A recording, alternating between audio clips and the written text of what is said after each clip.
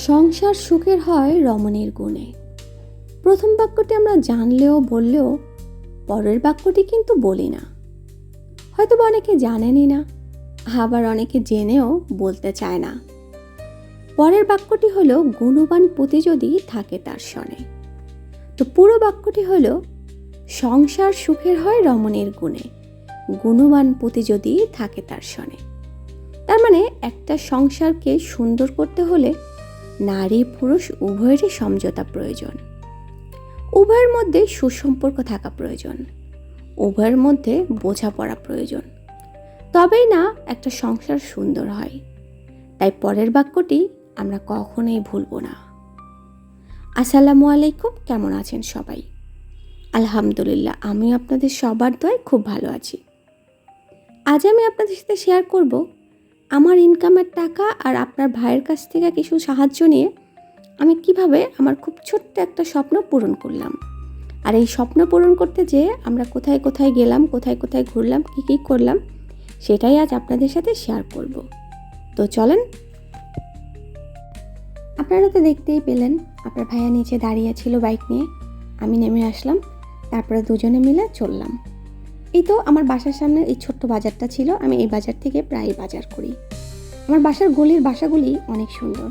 দেখেন এই যে এই বাসাটা পিঙ্ক কালার, আমার খুবই ভালো লাগে। আমি যখনই বেরোই এই বাসাটা দেখি, খুবই ভালো লাগে আমার কাছে, তাই একটু ভিডিও করে নিলাম।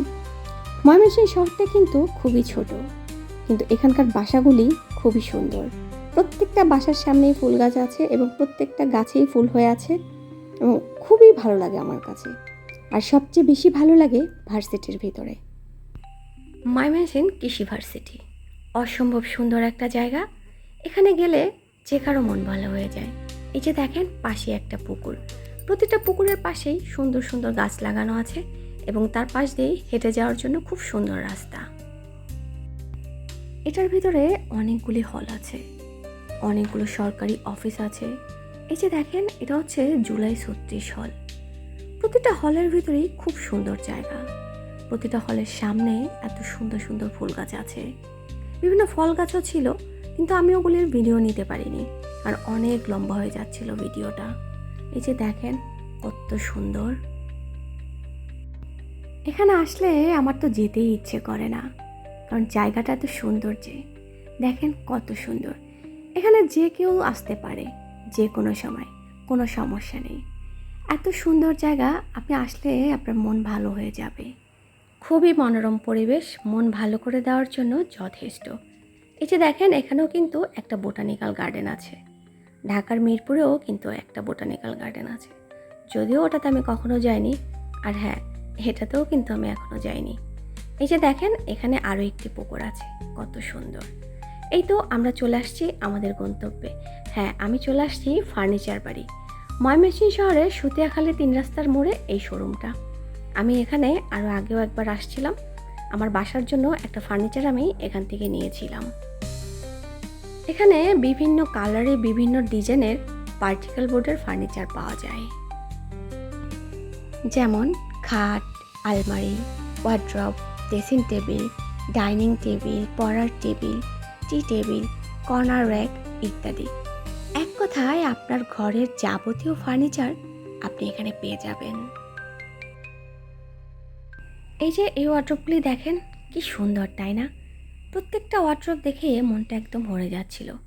এটা দেখেন, মাশাআল্লাহ, কত সুন্দর, তাই না? এটা দেখে আমার ইচ্ছে করছিল আমি এটাই নিয়ে চলে আসি, কিন্তু আমার তো আর ওয়ার্ড্রব লাগবে না, কারণ আমার বাসায় ওয়ার্ড্রব আছে। আমি মূলত আজকে ওখানে গিয়েছি আমার বাসার জন্য একটা আলমারি নিতে, কারণ আমার বাসার আলমারিটা নষ্ট হয়ে গিয়েছে, তাই একটা আলমারির খুবই প্রয়োজন ছিল, তাই ওখানে যাওয়া। এই যে দেখেন আলমারিগুলি কত সুন্দর, খুবই ভালো লাগতেছিল। প্রত্যেকটা আলমারির ডিজাইনই আমার কাছে খুব ভালো লাগতেছিল, মানে কোনটা রেখে কোনটা নেব সেটাই বুঝে উঠতে পারছিলাম না, এত সুন্দর প্রতিটা আলমারি। এরই মধ্যে ভাই আবার আমাদের জন্য চা নিয়ে আসছে, গরুর দুধের চা। এই চাটা খেতে কিন্তু ভীষণ মজা। আমি গতদিন যখন এখানে এসেছিলাম তখনও ভাইয়া এই চাটা এনে দিয়েছিল, খুবই ভালো লেগেছিল, তাই আজকে আবার এনে দিল। যাই হোক, আমরা এখান থেকে কাজ শেষ করে বেরিয়ে পড়লাম। এই যে আপনাদের ভাইয়া গাড়িতে তেল নিয়ে নিল, কারণ সে নাকি আজকে আমাকে আরও অনেক ঘোরাবে। এর মাঝে যদি গাড়ির তেল ফুরিয়ে যায় তখন তো ঝামেলা হয়ে যাবে, তাই আগেই তেল নিয়ে নিল। এই তো আমরা চলে আসলাম নদীর পাড়ে। এই নদীটা হচ্ছে ভার্সিটির পিছনে। দেখেন কত সুন্দর পরিবেশ, কত সুন্দর তাই না? খুবই ভালো লাগতেছিল। আর নদীর পানিগুলো দেখেন একদম স্বচ্ছ, কাচের মতো। দেখে মনটা একদম ভরে গেল। আল্লাহর সৃষ্টি কত সুন্দর তাই না?